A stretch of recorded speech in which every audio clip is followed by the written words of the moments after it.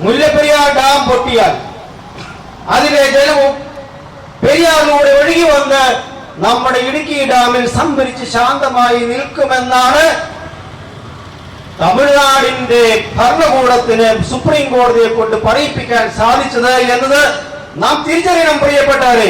മുല്ലപ്പെരിയാർ ആശങ്ക പരിഹരിക്കണമെന്നാവശ്യപ്പെട്ട് സമരം ശക്തമാകുന്നു. തൊടുപുഴയിൽ വ്യാപാരി വ്യവസായി താലൂക്ക് പ്രസിഡന്റ് ടി സി രാജുവിന്റെ നേതൃത്വത്തിൽ ഏകദിന ഉപവാസം ആരംഭിച്ചു. കത്തോലിക്ക കോൺഗ്രസ് പ്രസിഡന്റ് അഡ്വക്കേറ്റ് ബിജു പറയുന്നലം ഉപവാസം ഉദ്ഘാടനം നടത്തി. ബെന്നി ജോസഫ് പ്രസംഗിച്ചു. ആം ആദ്മി പാർട്ടിയും തൊടുപുഴയിൽ ഉപവാസം ആരംഭിച്ചിട്ടുണ്ട്. സംസ്ഥാന president advocate Vinod Mathew Wilson ഉദ്ഘാടനം നടത്തി.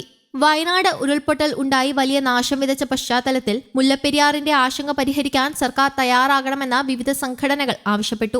ഇവിടെ ഉപവാസമരിക്കേണ്ടത് കേരളത്തിന്റെ ബഹുമാനപ്പെട്ട മുഖ്യമന്ത്രിയും പ്രതിപക്ഷ നേതാവും ബഹുമാനപ്പെട്ട മന്ത്രി ജോർജ് കുര്യൻ ഉൾപ്പെടെയുള്ള മുഴുവൻ ജനപ്രതിനിധികളും കേരള ജനത ഒന്നാകെ ഉപവാസം ഇരുന്നാൽ മാത്രമേ കേരളത്തിന്റെ ഈ ആവശ്യം കേന്ദ്ര സർക്കാരും അതുപോലെ തന്നെ സുപ്രീം കോടതിയും പരിഗണനയ്ക്കെടുക്കുകയുള്ളൂ എന്ന് നാം തിരിച്ചറിയണം.